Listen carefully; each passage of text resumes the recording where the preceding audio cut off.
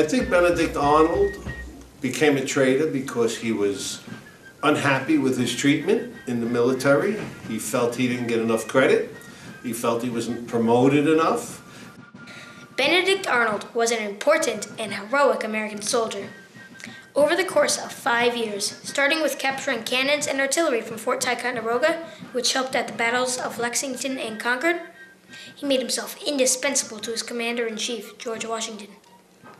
He was a brave warrior at Lake Champlain, Saratoga, Philadelphia, as well as in Connecticut and Rhode Island. But in 1779, he started negotiating with the British soldiers to betray the colonies. Once he betrayed, he entered the busy port of New London and burned it on September 6, 1781. Benedict Arnold had been there many times, living only about 12 miles away in Norwich, Connecticut. Why did Arnold betray the colonies? And his wife was also a loyalist. In other words, his wife was very friendly toward England. And so I think the combination of him feeling left out and underappreciated, and his wife's influence with her family probably made him become a traitor. What would be my fate if I shall be taken prisoner?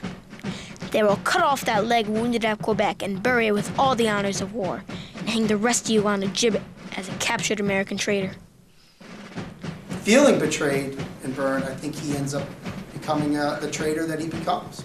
Because, you know what, if I'm not going to progress and get the positions I want, if I'm going to be passed over for general, I'll go to the British and I'll become that general. What happened during the attack? On the night of September 5th, 1781, the British ships laid in wait outside the mouth of the Thames River. As they started in, the wind turned, preventing the ships from reaching land. Come morning, people were up and hustling about. Then they noticed the fleet. Soldiers at Fort Trumbull were ready to arm cannons at a moment's notice. The commander of the fort fired 2 musket shots to warn the colonists. But it didn't work.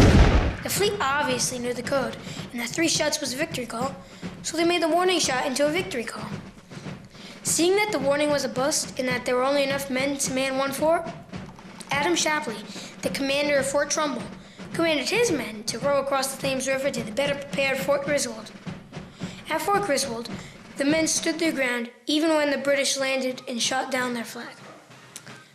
If your flag is down, that is a symbol of surrender, so the British marched up the hill at ease. Once the flag was back up, the colonists launched another volley. In that volley, more men got killed, and the fort did surrender.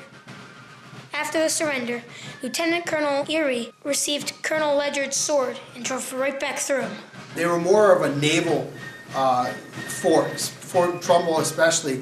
They were facing out towards the water for oncoming ships that would come in. In fact, they sent a message, they fired 2 warning shots to send that the ships were coming. And one of the problems was, as they knew that the troops were coming in their direction, they tried to reposition the fort in a way that it could take a land attack, but it wasn't designed for that. And so their whole backside was left vulnerable to Benedict Arnold in his attack. I believe Colonel Ledyard had even sent word to Governor John Trumbull at the time that what was about to occur and what was happening. For those that don't know, New London was a major port in the Revolutionary War for getting supplies in and out. It was a good route. You could take the Thames River up to Norwich and then quickly get to Boston with supplies, things like that. So New London was a very big port for supplies.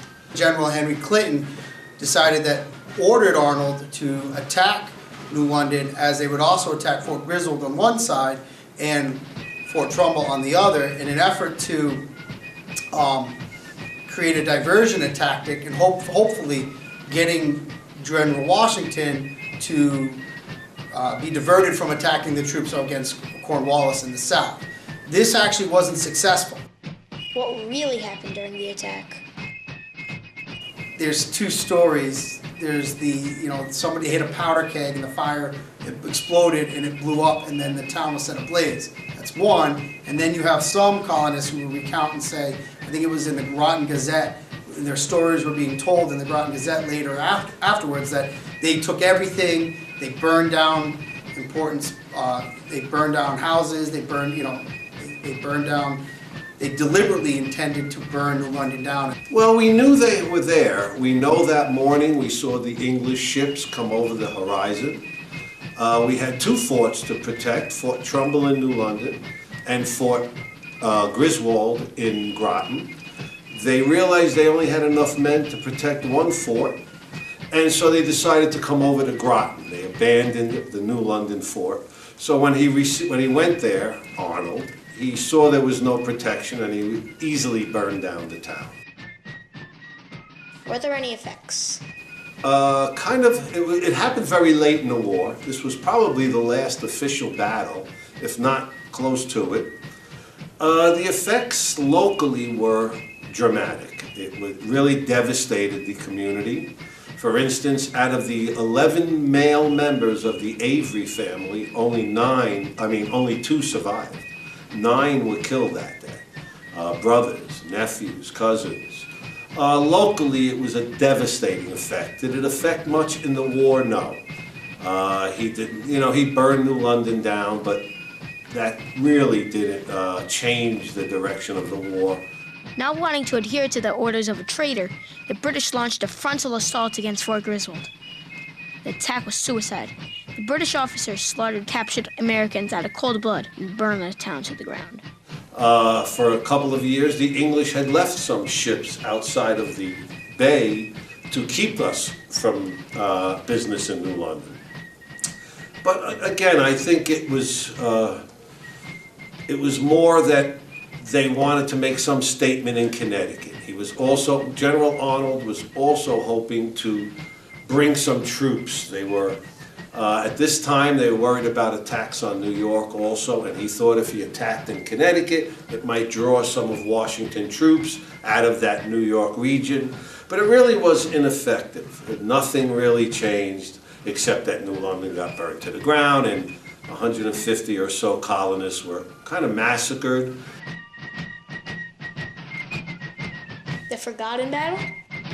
I think it is forgotten, partly because it happened so late in the war, and partly because it was unaffected. It didn't affect anything.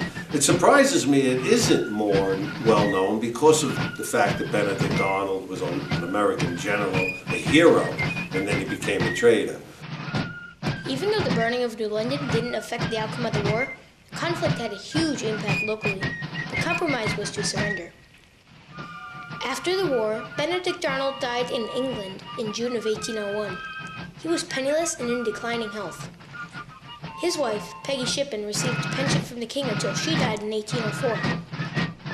All in all, it was a major conflict locally and a very unwanted and unexpected way of compromise compared to what the colonists wanted.